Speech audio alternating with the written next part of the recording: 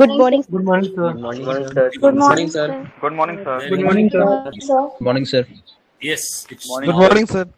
very good morning to everybody. Now we shall start our class. Today, I am taking up the same Fisher's quantity theory of money from a different angle. Different angle meaning thereby that we studied what Fisher said. But in your examination, sometimes they ask a different question. Discuss Fisher's quantity theory of money. Now, when we talk of quantity theory of money, मुद्रा के परिमाण सिद्धांत की जब हम बात करते हैं, then we have a theory which has been developed since quite long. पहले से ये विकसित की गई थी थ्योरी और फिशर उसका एक पार्ट है. तो Fisher actually has developed one of the part of the theory of quantity theory of money. So let me start what quantity theory of money is in its crudest form. बहुत थोड़ा सा पढ़ाना है because then we can move on to the next chapter. So in fact जो quantity theory of money है that began in 16th century. 16th century. I told you that Fisher wrote in 1872, that is at the second half of the 19th century. Fisher ने तो अपना सिद्धांत लगभग 19th century में दिया, लेकिन जो क्वांटिटी थ्योरी ऑफ मनी है it began somewhere in 16th century में. The first economist to write this was Jean Bodin. Now I will start presenting myself, so you can now follow me on my blackboard or whiteboard, whatever you call it. So the first economist to discuss the quantity theory was Jean Bodin. He discussed this theory in 16th century as such. In 17th century, the same theory was developed by John Locke. In 18th century, again, it was developed by David Hume. Generally, this theory, or rather David Hume's theory, is supposed to be the most authentic one. What does actually quantity theory mean? है ना, मुद्रा के परिमाण सिद्धांत का मतलब क्या है? हम इसको क्रूडेस्ट एंड सिंपलेस्ट फॉर्म में लिख सकते हैं. क्रूडेस्ट एंड सिंपलेस्ट फॉर्म में लिख सकते हैं.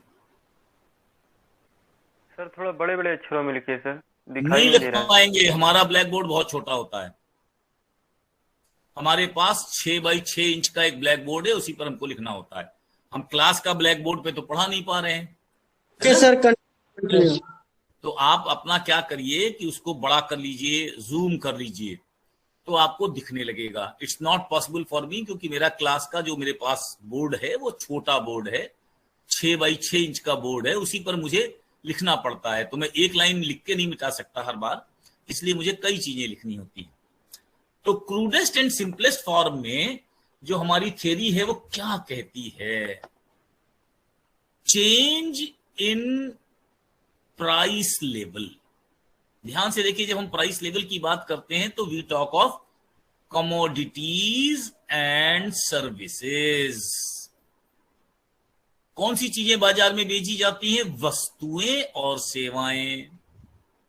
इनका जो चेंज है, प्राइस लेवल है, वो जो है जनरली डिपेंड करता है क्वांटिटी ऑफ मनी पर. यानी quantity of money is primarily, सबसे महत्वपूर्ण कारण है, primarily responsible for changes in price level. मैं बिल्कुल सिंपल और क्रूड फॉर्म में अगर हम कहें तो मैं आपको बता रहा हूं कि ये थ्योरी का ये मतलब होता है. और याद रखिए कि फिशर के बाद पूरा कैम्ब्रिज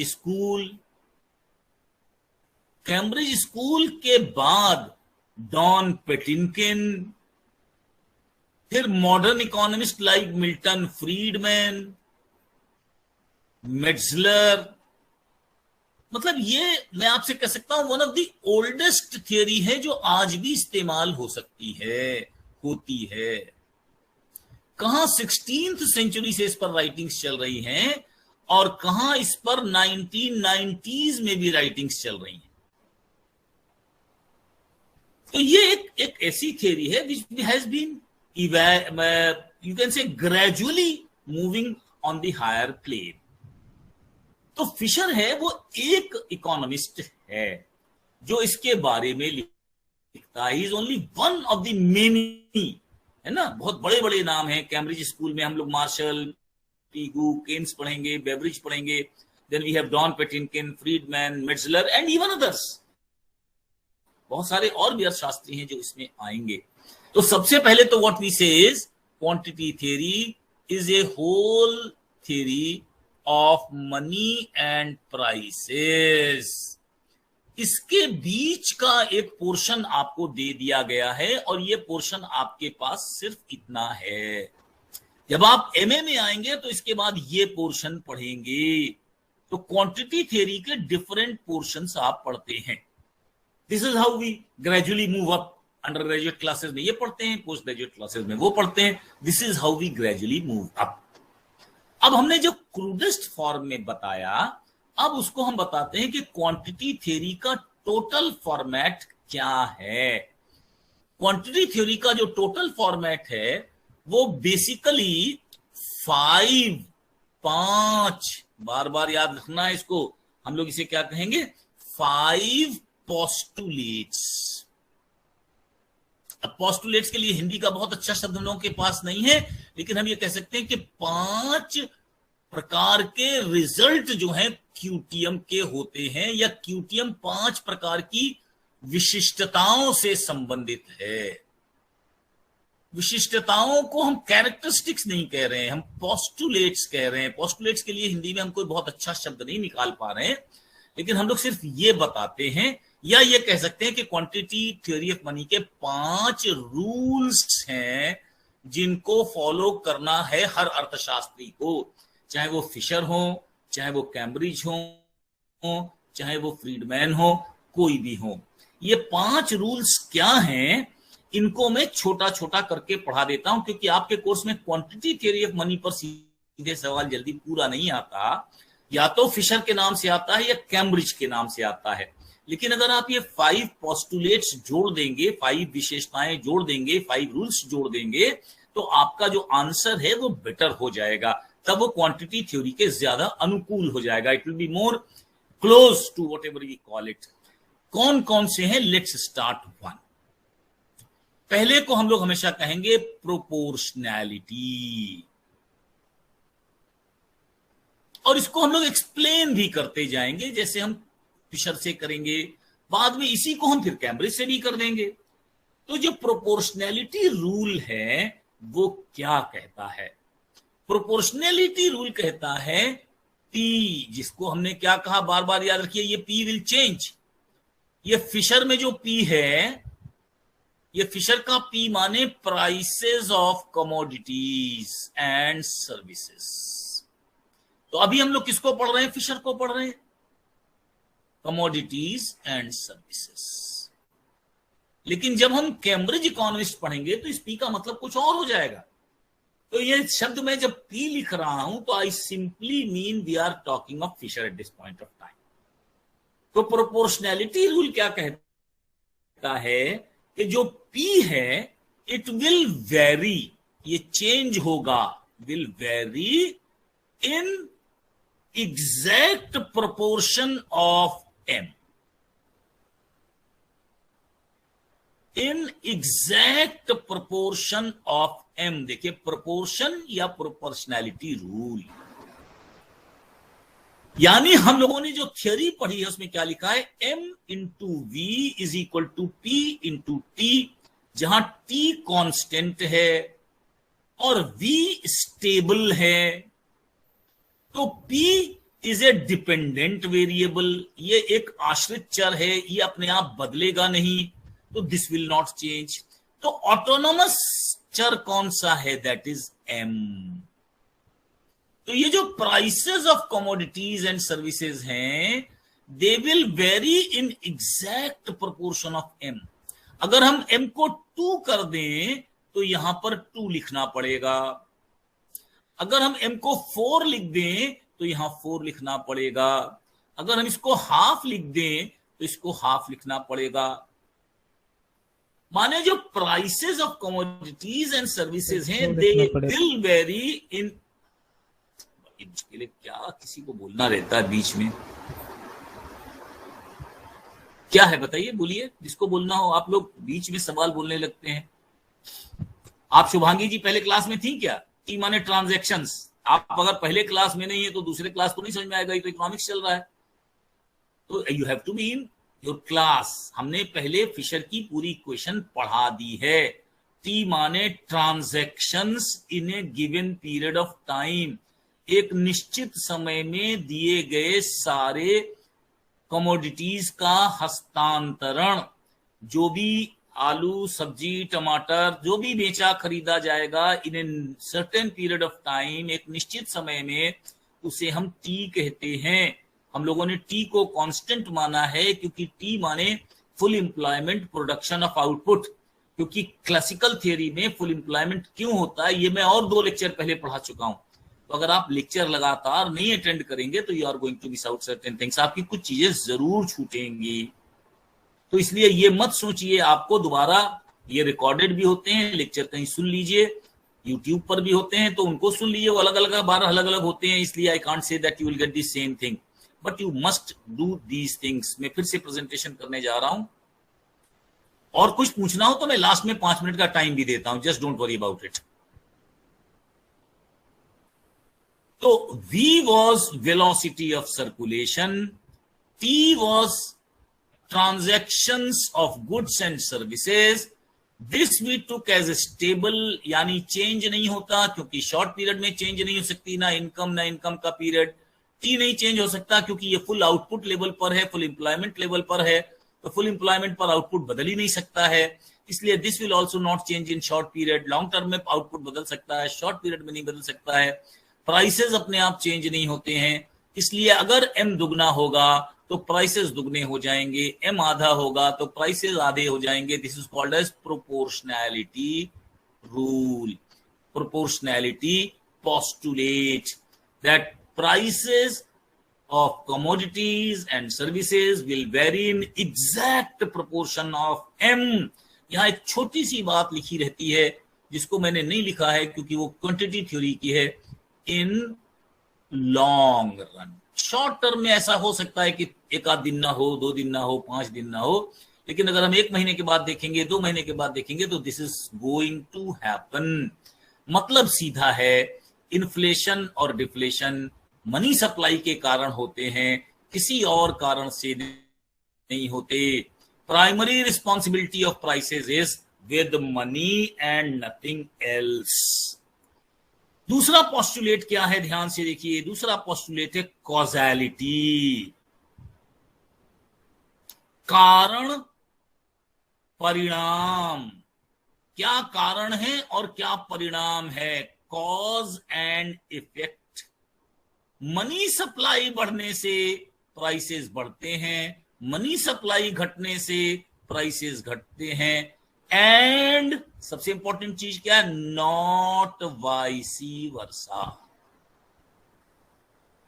यहां पर जो पी है वो मनी के बढ़ने से घटेगा, बढ़ेगा, लेकिन एम पर पी का कोई प्रभाव नहीं होगा। P does not have any effect on M.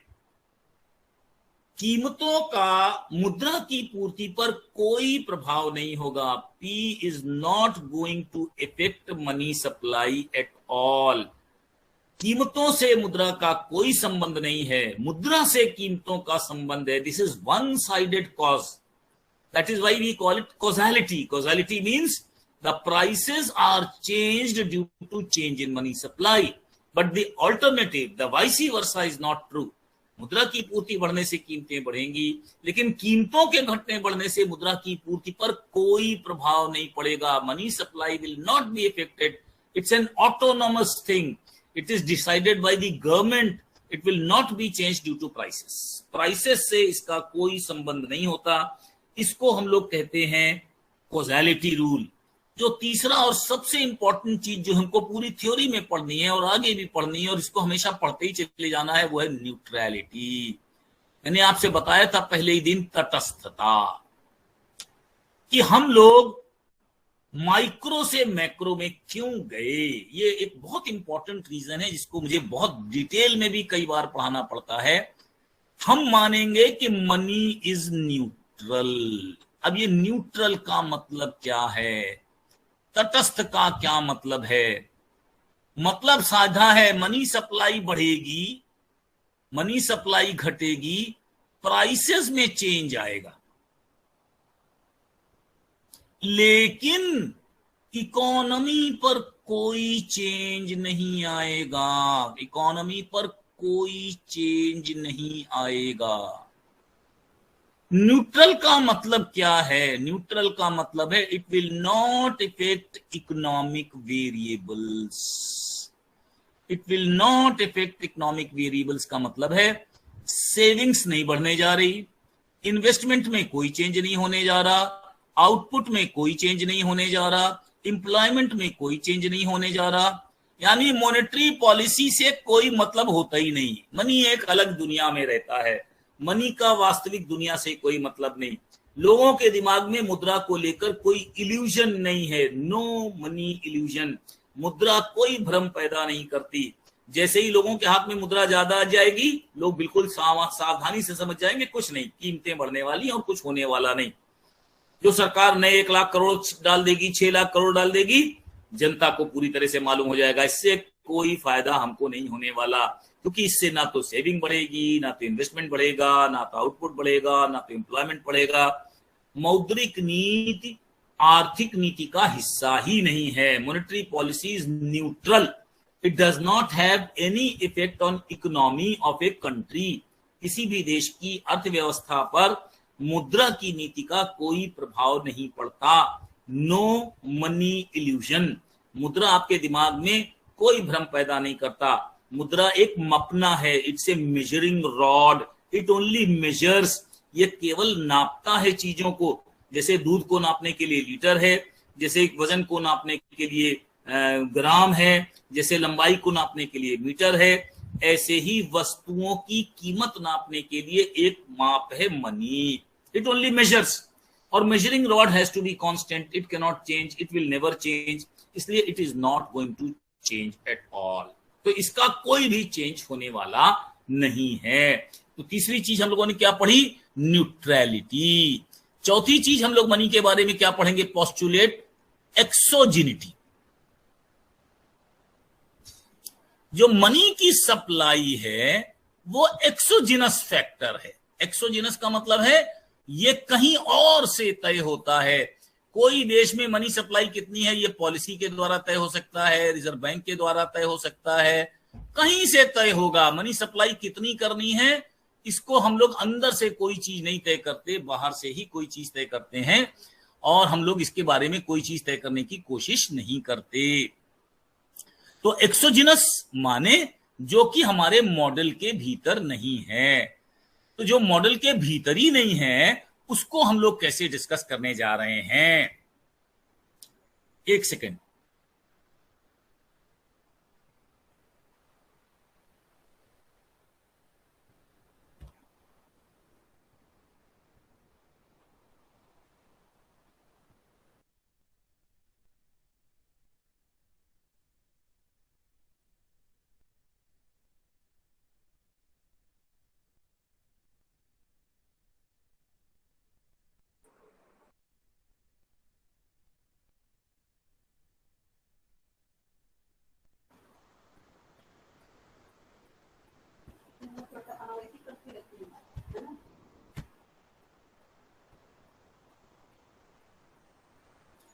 तो हम लोग एक्सोजिनिटी का मतलब क्या समझते हैं?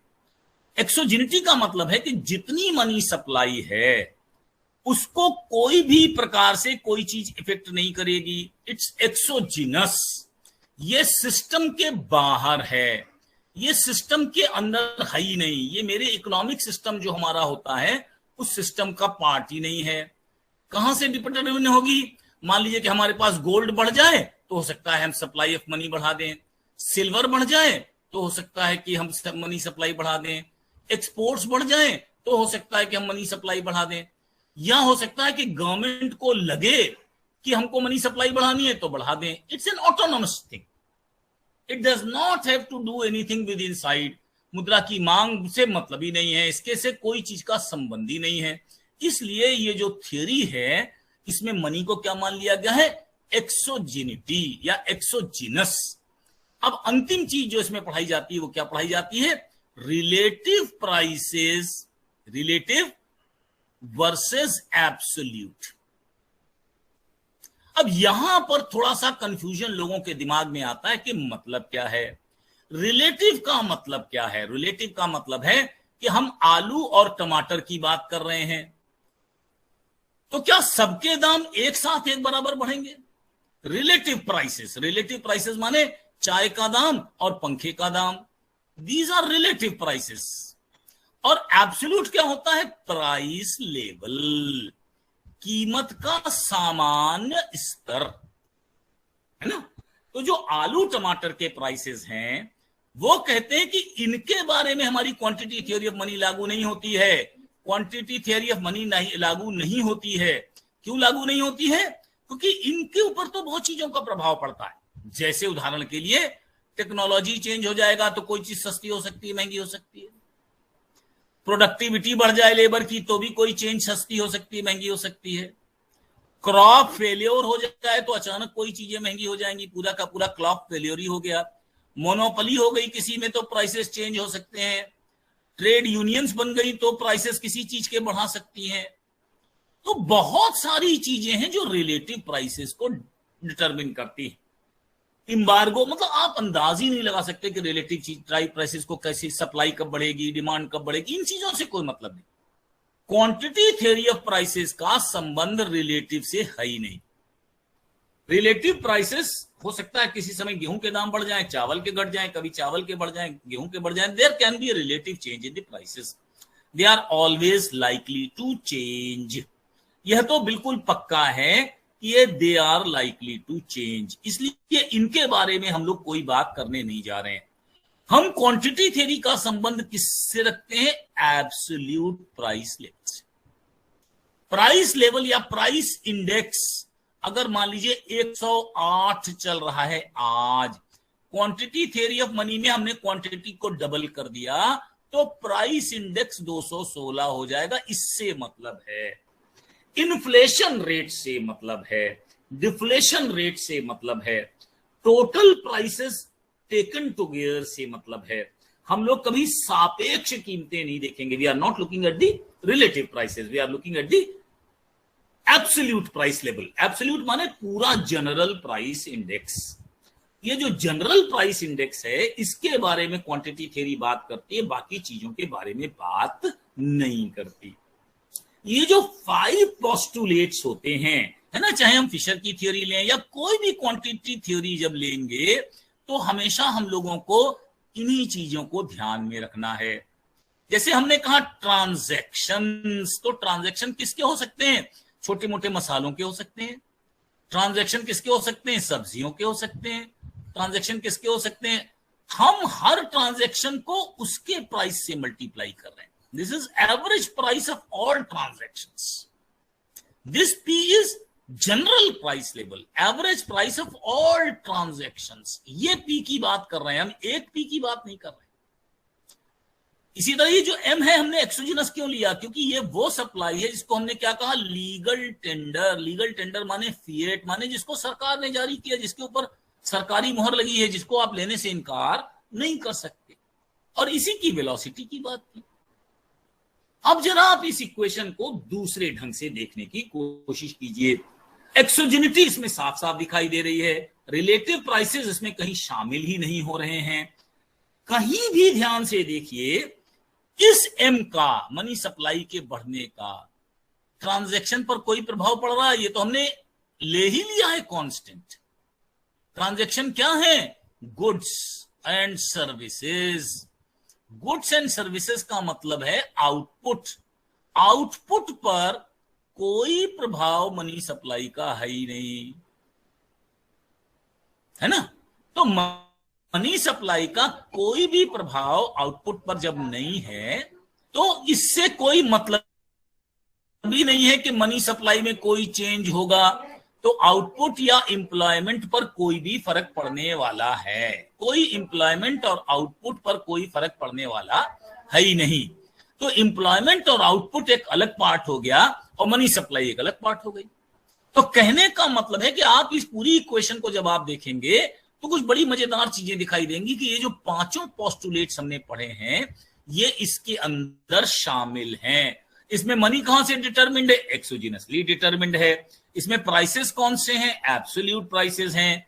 और मनी जो है बिल्कुल न्यूट्रल है, ना ये वी को प्रभावित कर रहा है, ना ये टी को प्रभावित कर रहा है, ना ये वेलोसिटी से संबंधित है, ना ये ट्रांजैक्शन से संबंधित है। तो मनी जो है कैसा है? न्यूट्रल है।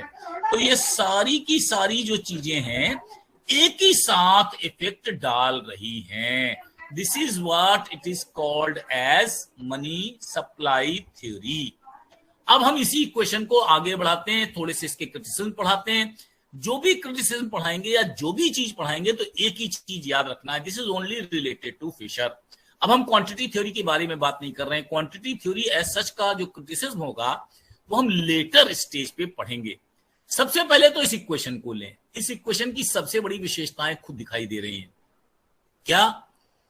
इन इक्विलिब्रियम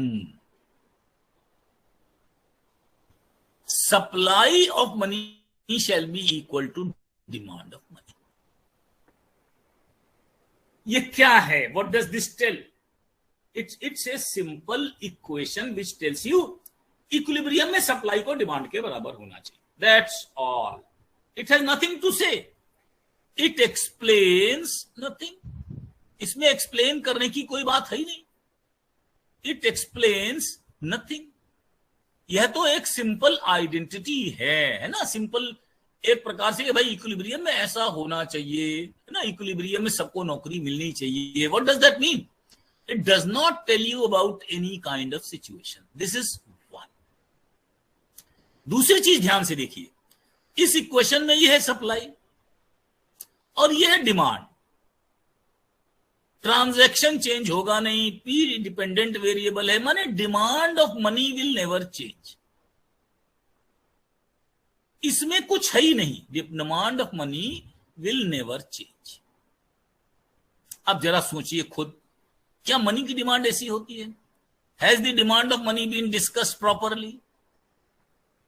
असली समस्या क्या है इसको मैं आपको समझा देता हूं। जो क्लासिकल इकोनॉमिस्ट्स हैं, जितने क्लासिकल इकोनॉमिस्ट्स हैं, ये मैं अलग से समझा रहा हूं। इसको लिखने की जरूरत नहीं है किसी कॉपी में, सिर्फ समझने की जरूरत है। अपने लिए भले लिख के रख लें। क्लासिकल इकोनॉमिस्ट को हम मान लेते हैं, मान लीजिए 1776 से लेकर के और लगभग 1872 1972 तक हम लोग इन्हीं को लेकर आते हैं। अगर कहें तो बल्कि हम 1986 तक भी ले जा सकते हैं। ये सारे के सारे जितने व्यक्ति हैं ये सप्लाई को ध्यान में रखते हैं, ये डिमांड को कंसीडर ही नहीं करते। कारण क्या है उसको भी समझने की कोशिश कीजिए। कारण ये है कि जब ये लोग पैदा हुए हैं, हम बात कर सकते हैं एडम स्मिथ की बात कर सकते हैं या किसी की माल्थस की बात कर सकते हैं, उस समय इंग्लैंड में क्या पोजीशन थी, ध्यान से सोचने की बात है। कोई आदमी ने अगर इंग्लिश लिटरेचर लिया होगा तो चार्ल्स डिकेंस की किताबें पढ़ी होंगी, रूसो की किताबें पढ़ी होंगी, है ना। डेविड कॉपरफील्ड है, ऑलिवर ट्विस्ट है, कोई भी आप पढ़ने की, कोई ग्रेट एक्सपेक्टेशंस है, कोई किताब पढ़िए। हीरो कैसा है? बिल्कुल भिखारी, ऑलमोस्ट भिखारी, खाने को नहीं मिलता, 7 दिन काम करता है, 10 दिन काम करता है। उस समय हालत ये थी कि सप्लाई बहुत कम थी। लोग 7 दिन काम करते थे, 16-16 घंटे काम करते थे, तो भी खाने को नहीं मिलता था, रहने को नहीं मिलता था।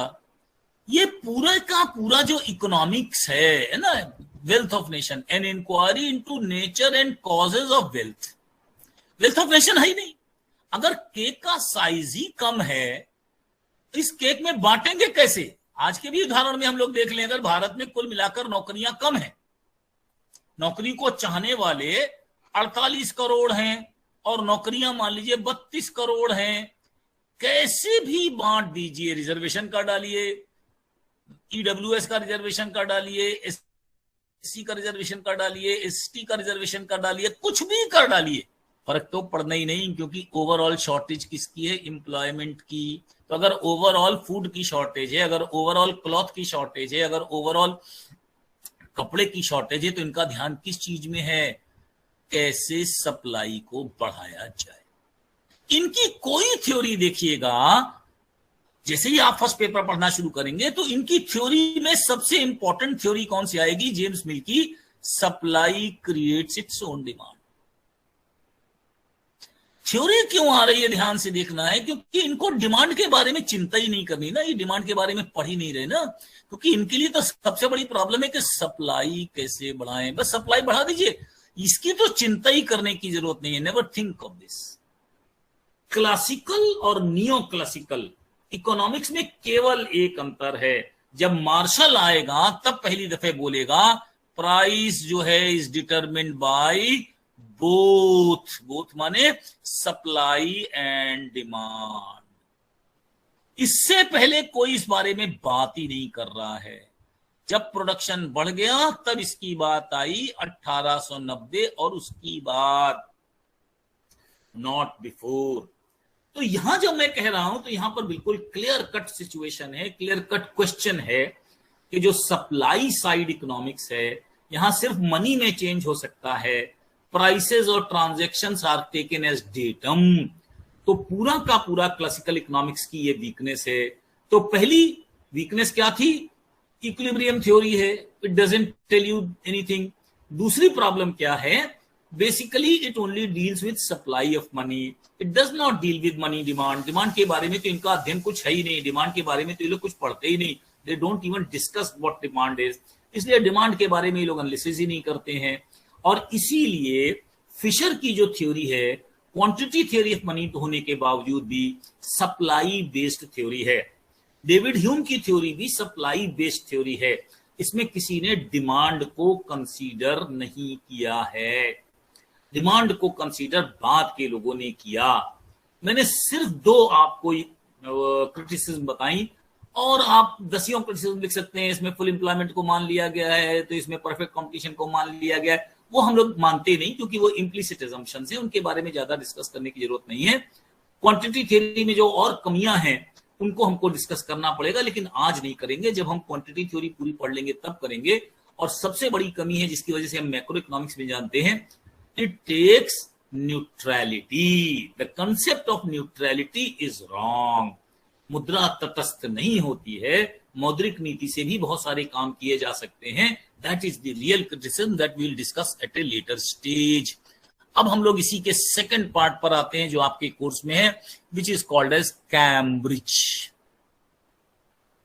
मैं इसका शुरुआत आज कर देता हूं, कल अगर मेरा क्लास चलेगा, क्योंकि I do not know, my section is probably being change, तो आई जस्ट नॉट नो कि यही मेरा पीरियड रहेगा कि कोई दूसरा रहेगा। लेकिन अगर रहेगा तो आप लोगों को मैं कल इसके आगे पढ़ाऊंगा। पहले मैं समझा रहा हूं कैम्ब्रिज का क्या मतलब है। आप जानते हैं कि कैम्ब्रिज एक बहुत बड़ी यूनिवर्सिटी है, और उस यूनिवर्सिटी में कुछ टीचर्स थे जिनकी अपनी एक सोच थी। देयर वाज ए थिंकिंग, और इस थिंकिंग के बॉस कौन थे? मैंने बताया, Alfred Marshall. He was the head of the department for quite a long period in Cambridge University in economics. इनके बहुत सारे चेले थे, जिनमें रॉबर्टसन नाम का एक चेला था, D.H. रॉबर्टसन नाम का एक चेला था, एक बेवरिज नाम का चेला था। लेकिन एक मजेदार बात बताऊं कि 1998 में J.M. केन्स ने भी कैम्ब्रिज से ही पढ़ा, और वो कैम्ब्रिज में ही लेक्चरर हो गए। इसलिए जो केन्स की बैकग्राउंड है, सेटिंग है, वो पूरी की पूरी कैम्ब्रिज है। तीसरा बहुत बड़ा आदमी इस समय का था, जो था तो शासक, एसी पिगू टैक्स कमिश्नर, लेकिन ये कैम्ब्रिज में जाकर लेक्चर देता था, and he was a good friend of Marshall. तो ये सारे के सारे लोग जो थे, इन लोगों का थॉट प्रोसेस, विचार का जो तरीका था, वो एक ही था। इसलिए सबको हम कैम्ब्रिज इकोनॉमिस्ट के नाम से पुकारते हैं। ये कैम्ब्रिज इकोनॉमिस्ट 1890 से लेकर के 1926 तक चलते हैं। इसके बाद इनमें सर जॉन हिक्स आते हैं। जॉन हिक्स की किताब आपने पिछली साल पढ़ी है, इंडिफरेंस कर्व, जब आप पढ़ते हैं तब, वो भी कैम्ब्रिज इकोनॉमिस्ट थे। तो 1890 से 1926 तक इनके जो विचार हैं उनको एक थॉट मानते हैं, इसलिए इसे हम कैम्ब्रिज इकोनॉमिक्स कहते हैं। हम लोगों को क्या पढ़ना है? कैम्ब्रिज के thought on money and prices. क्या इनके थॉट हैं, इसको पढ़ना है। तो अगर कैम्ब्रिज के नाम से सवाल पूछा जाता है तो आपको मार्शल और पीगू दोनों को विस्तार में लिखना पड़ सकता है, लेकिन जनरली आता नहीं है। जनरली क्या आ जाता है, वो आपसे पूछ सकते हैं the theory of cash balance approach, नकद शेष, नकद शेष अधिमानता। This is called as cash balance preference. जैसे ही कैश बैलेंस प्रिफरेंस आ गया, हम लोग केवल और केवल मार्शल को डिस्कस करते हैं, किसी और को डिस्कस नहीं करते हैं। क्यों नहीं करते हैं? क्योंकि पीगू ने इसी से मिलती जुलती थ्योरी दी है, लेकिन उसका नाम है रियल बैलेंस प्रिफरेंस। थ्योरी का नाम ही बदल जाता है। मैं इसको बिल्कुल अलग से ही पढ़ाऊंगा, वास्तविक शेष अधिमानता।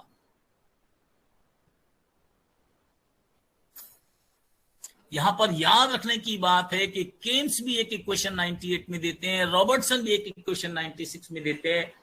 तो चार लोग इक्वेशन देते हैं, रॉबर्टसन, केन्स, मार्शल और पीगू। लेकिन एग्जाम्स में प्रिफरेबली आता है कैश बैलेंस, यानी नकद शेष अधिमानता। मान लीजिए पूरा कैम्ब्रिज थिंकर्स आ गए, तो आपको क्या करना है? डिस्कस मेनली मार्शल करना है। पीगू की इक्वेशन भी लिख देना है। पीगू की इक्वेशन आप समझाएंगे नहीं जब तक पीगू अलग नाम से नहीं आता। मैं पूरा पढ़ा दूंगा पीगू भी आपको, लेकिन वो अगर अलग नाम से नहीं आता तो हम लोग इसके बारे में बात नहीं कर पाएंगे।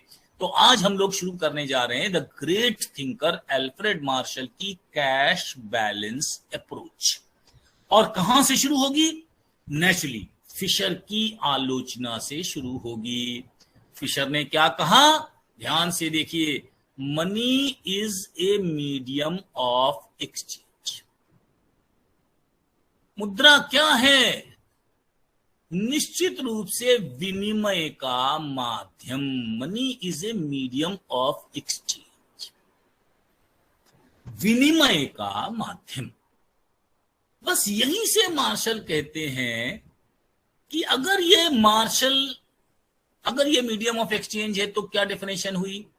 एक तरफ कमोडिटी है, दूसरी तरफ एक और कमोडिटी है। इसको बेचकर, आपके पास गेहूं बहुत है, बेचकर आप चावल खरीदना चाहते हैं। इसका रेट तय करने के लिए आप मनी को ले आते हैं, कमोडिटी को मनी में ट्रांजैक्ट करते हैं, मनी को कमोडिटी में ट्रांजैक्ट करते हैं। तो थियरी बिल्कुल सिंपल है। commodity is exchanged into money because it's a medium of exchange. Money is a medium of exchange to another commodity. इसीलिए हमने इस पूरी चीज को क्या कहा? ट्रांजैक्शन। इसको लेकर इसको देना, this is called as transaction. Transaction is two parts of an agreement, commodity being changed in money, money being changed in commodity. Marshall कहते हैं, क्या ये सच है? Is this true? अब सिंपल सी बात सोचिए, वो बताते क्या है? बहुत सिंपल से एग्जांपल से समझ में आ जाएगा। मान लीजिए कि आप एक फार्मर हैं और आपने 6 महीने के बाद एक फसल को बोया और पैदा कर लिया, और अपने घर में आपने गेहूं नाम की कमोडिटी को रख लिया। ये कमोडिटी है। अब इससे आपको कुछ ऐसी चीजें खरीदनी है जिनको हम कहेंगे, मान लीजिए ड्यूरेबल गुड्स। जैसे ड्यूरेबल गुड में उस जमाने में मान लीजिए हम कहते हैं साइकिल की बात कर रहे हैं, बेड की बात कर रहे हैं, टेबल की बात कर रहे हैं, जो काफी दिन चलती हैं। आपने गेहूं को लिया, मनी एक्सचेंज कर लिया, मनी एक्सचेंज करने के बाद इनको घर में ले आए, ये काम चल रहा है। लेकिन there are non durable goods. अब जैसे उदाहरण के लिए अगर दूध है तो इसको तो आप रोज खरीदेंगे, सब्जी है तो इसको तो you will purchase it every day, newspaper तो आपको हर रोज खरीदना पड़ेगा। तो क्या आप ऐसा करते हैं कि हर दिन सवेरे 6 केजी गेहूं सर पर लादा, थैले में लादा, एक्सचेंज किया मिल्क से, फिर उसी गेहूं को एक्सचेंज किया किसी और चीज से, फिर इसी गेहूं को एक्सचेंज किया किसी और चीज से। हर रोज सवेरे आपका एक ही काम है, 6 किलो गेहूं शाम को लादा और बदले में ले जाके दूध लिया। मान लीजिए दूध का दाम बढ़ गया तो फिर घर लौटे, फिर 1 किलो गेहूं लादा, फिर चल दिए। Do we do like this? या ये तो चलिए बड़ी बात हो गई। उल्टा सोचिए, आप घर से जा रहे थे और आपका हो गया एक्सीडेंट और आपकी टूट गई टांग। तो अगर टांग टूट गई तो आपको डॉक्टर के पास जाना है, लेकिन आप डॉक्टर के पास जाएंगे ही नहीं। पहले तो आप जाएंगे क्या करने? गेहूं लेने। पहले गेहूं लेंगे, ला देंगे, ला के फिर आप लाकर डॉक्टर की फीस देंगे, तब जाकर टांग दिखा पाएंगे। Do you do like this? Is money so bad that you keep commodities at your home and exchange it with other commodities at all points of time? वो कहते हैं no. In fact, the relationship is M into C. You keep money as a store of value. आप अपने पास मुद्रा रख लेंगे क्योंकि बहुत आसान हो जाएगा। इससे आप चाहे चावल खरीदिए, चाहे दूध खरीदिए, चाहे सब्जी खरीदिए, चाहे और कोई चीज खरीदिए, you can always do it. You can exchange this with any commodity at any point of time that you wish. इसमें तो आपको और कुछ करने की जरूरत है ही नहीं ना। तो आपको मनी ऐसा नहीं कि खराब चीज है किसको आपको रखना ही नहीं है, मनी तो आपके पास रहना ही चाहिए। हर आदमी क्या करेगा? मनी को अपने पास रखेगा ही रखेगा। सोसाइटीज प्रेफरेंस, सोसाइटीज प्रेफरेंस क्या है? सोसाइटीज प्रेफरेंस है कि वो इनकम को, टोटल इनकम को 2 भागों में रखता है, एक कमोडिटीज के रूप में और दूसरा मनी के रूप में। This is called as portfolio approach. Portfolio, you have certain folios. कुछ फोलियो आप बना के रखते हैं इनकम का, साइकिल के रूप में, बेड के रूप में, मेज के रूप में, कुर्सी के रूप में, लैपटॉप के रूप में, मोबाइल के रूप में, और कुछ रखते हैं मनी, क्योंकि इसकी जरूरत है आपको रोजमर्रा के ट्रांजैक्शंस के लिए, जरूरत है इसकी आपको प्रिकॉशनरी मोटिव्स को ध्यान में रखने के लिए। You need them, you have to keep money with you. प्रश्न है कि how much money will you keep, how much money will you keep? वो कहते हैं कि जनरली क्या होगा कि if this is your Y, you will keep, ध्यान से देखिए मैं के छोटा बना रहा हूं, कि बड़ा नहीं बना रहा हूं, इसको बिल्कुल ध्यान, जो मैं बनाता हूं वही बनाना है। के Y plus 1 minus k Y. इस वाई को, इस आय को 2 भागों में बांट लिया। एक कैश बैलेंस जो आपने रखा, this k is cash balance that you keep as a store of money. नकद रूप में आपने रखा, कैश बैलेंस प्रीफरेंस जो नकद के रूप में आपने रखा। अपने वाई का एक पार्ट, कितना हो सकता है 20% रखें, हो सकता है 30% रखें, डिपेंड करेगा, इसके बारे में बात नहीं कर रहे। जो बाकी बचा उससे क्या किया? कमोडिटीज खरीद के रख ली, क्योंकि आपको तो कमोडिटीज कंज्यूम करना है ना, मनी तो कंज्यूम नहीं करते, मनी तो केवल स्टोर ऑफ वैल्यू के रूप में रख रहे हैं। तो you prefer cash balances, you want to have cash balances with you. इसे क्या कहा उन्होंने? नकद शेष अधिमानता, कैश बैलेंस प्रेफरेंस। और इसके लिए छोटा के बनाया गया, क्योंकि बड़ा के किसके लिए इस्तेमाल होता है? कैपिटल के लिए इस्तेमाल होता है। तो जो के है बड़ा वाला, दैट इज फॉर कैपिटल, जो छोटा वाला है that is for cash balance. तो हर आदमी अपनी इनकम के 2 पोर्टफोलियो कर लेता है, 2 हिस्सों में बांट देता है। एक कमोडिटी के रूप में रखता है which is 1 minus k Y, और एक मनी के रूप में रखता है which is k Y, which is store of value, which is money taken as kept with you, which you prefer to keep in cash, जो आप नकद के रूप में अपने पास रखना पसंद करते हैं। इसे हम नकद शेष अधिमानता कहते हैं, इसे हम नकद शेष अधिमानता कहते हैं। This is cash balance. Cash balance कितना रखता है, क्यों रखता है? बाकी चीजों के बारे में भी हम लोगों को पढ़ना है, लेकिन क्योंकि 3 मिनट का टाइम मैं आप लोगों को सवाल पूछने के लिए देता हूं, तो आई एम स्टॉप शेयरिंग। और अगर कल से मैं पढ़ाऊंगा तो आई विल टेक दिस, और अगर कोई और पढ़ाएगा तो he will now start taking it. Sir बोलिए। Sir, as you told in the case of proportionality that it will be 4 times, it will be 2 times, it will be half times. Sir, it will only happen in the case of that only. 1/3 होगा तो 1/3, 3/7 होगा तो 3/7। Proportionality का क्या मतलब होता है? In same proportion, in the proportion in which, मान लीजिए मनी 10% बढ़ता है तो क्या होगा? केवल प्राइसेस भी 10% बढ़ेंगे, नॉट मोर। तो proportionality means money and price में एक बराबर चेंज होता है।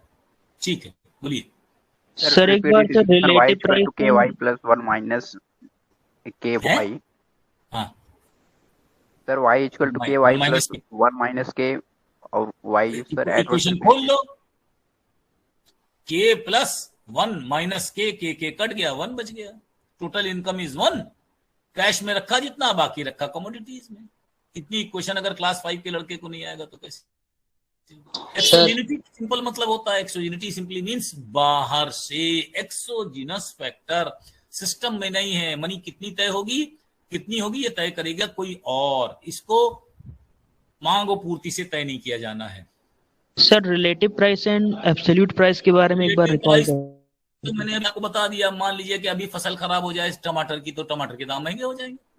तो रिलेटिव प्राइसेस का मनी सप्लाई से मतलब नहीं। कोई भी मार्केट में अचानक खराब हो जाएगी, कोई सब्जी नहीं उत्पादन हुई तो उसका प्राइस बढ़ जाएगा। इस समय सरसों का तेल का प्राइस बढ़ गया, अगर सरसों के तेल का प्राइस बढ़ गया तो वो रिलेटिव प्राइस है। सरसों का तेल बाकी तेलों से महंगा हो गया, this is relative price.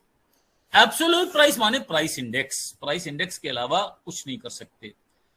Cash money is equal to savings नहीं है। Cash money is equal to the money that you keep with you as a store of value. As a store of value आप कितना रखते हैं अपने पास, that is what we talk of.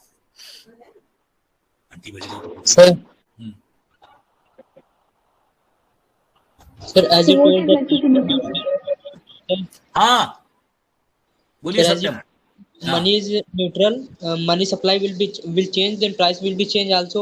हाँ, relative नहीं, absolute. Sir, then no effect of economic variable on this. यही तो कहा है, ये मनी इज न्यूट्रल। यही तो हमने एक्सप्लेन ही किया है। इससे कोई इफेक्ट नहीं पड़ेगा इस पर? यही तो कहा गया भाई, इस थ्योरी में पड़ेगा कि नहीं पड़ेगा वो थोड़ी हम कह रहे हैं। अभी जो थ्योरी में कहा गया वो पढ़ाएंगे, है ना। हमने कौन सी थ्योरी पढ़ी? वो वाली थ्योरी पढ़ी जो फिशर कह रहे हैं। बाद में देखेंगे कि ये होता है कि नहीं होता है, that will see money is neutral और नॉट। जब केन्स पढ़ेंगे तब देखेंगे। हम एक लाइन से ही तो पढ़ेंगे, इसीलिए तो मैं शुरू से पढ़ा रहा हूँ। सर एब्सोल्यूट मनी का एग्जांपल दे दीजिए।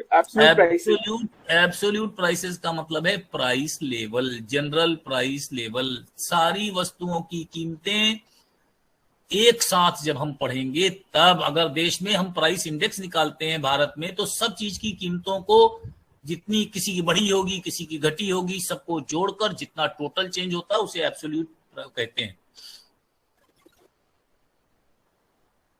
सर एक्सोजेनिटी बता दीजिए। एक्सोजेनिटी माने एक्सोजिनस, बाहर से। जो मनी सप्लाई है उसको कोई बाहर से सप्लाई कर रहा है। बाहर से माने रिजर्व बैंक सप्लाई कर रहा है। सिस्टम में कोई मनमोहन कृष्ण सप्लाई नहीं कर रहे हैं, कोई और जैसे बैंक है वो सप्लाई नहीं कर रहे हैं। This is exogenous. एक्सोजिनस माने रिजर्व बैंक और कमर्शियल बैंक मनी सप्लाई कर रहे हैं, कोई आदमी अंदर से सप्लाई नहीं कर रहा है। ये आपको एनबीएफसी जब तक नहीं पढ़ेंगे नहीं समझ में आएगा। ये एक एजम्पशन है। एक्सोजिनस का मतलब when it is determined by some policies. तो प्राइस इंडेक्स क्या होता है? प्राइस इंडेक्स तो पढ़ाया जाएगा ना भाई। अगर तुमको प्राइस इंडेक्स ही नहीं मालूम, रोज निकलता है मुद्रास्फीति 8% बढ़ गई, तो कैसे नापते हो?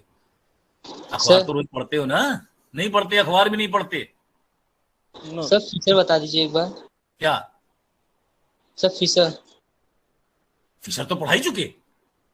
सर एक बार एक्सप्लेन कर दीजिए फिर से। अरे आप क्लास में नहीं आए, हम दोबारा एक्सप्लेन करेंगे उसको। जो 201 लड़के थे उनको नहीं, मतलब हम दोबारा पढ़ना पड़ेगा? नहीं सर, क्लास में थे। तो फिर क्यों नहीं समझ में आएगा? फिशर ने क्या कहा? MV is equal to PT V is constant, T is constant, M बढ़ेगा तो P बढ़ेगा, M घटेगा तो P घटेगा। यही तो फिशर ने कहा। ये तो पूरी इक्वेशन समझाई हमने पूरे 2 दिन। यस यस सर टेस्ट के बारे में कुछ बता दीजिए। कुछ नहीं जानते बेटा, मैं टीचर रिटायर्ड हूँ, खत्म। बॉबी देओल मॉनेटरी पॉलिसी अभी नहीं पढ़ानी है, लास्ट में पढ़ानी है बेटा। Again and again I tell you कि अब ये पीरियड खत्म। अब देखेंगे कल सर, इतने सारे सवालों में बात नहीं हो पाएगी। हाँ बोलो, किसी ने सर कह दिया। Sir, अरे please tell me the best books for money in banking, sir, कोई because कोई it is किताब my वाला first मुझे कुछ sir, नहीं preference. देता। मैं कोई किताब नहीं tell बताता, sir पैसा any देते writer name जाओ। tell sir. मैं कह तो रहा हूँ, जो बहुत सारा आइटम है, जाओ ना, सेठी लो, मिथानी लो, ऐसे लाल लो, take any book, why should I tell it, go and purchase the book as per your choice. मैं इसमें कोई किताब नहीं बताता। पढ़ना हो क्लास में पढ़िए, मैं सब चीज पढ़ा दूंगा, मेरी चीज किसी किताब में मिलेगी भी नहीं। सर मैं लिख दिस है सर, अगली क्लास स्टार्ट हो गई है। हाँ, इसीलिए तो छोड़ रहा हूँ। Thank you sir.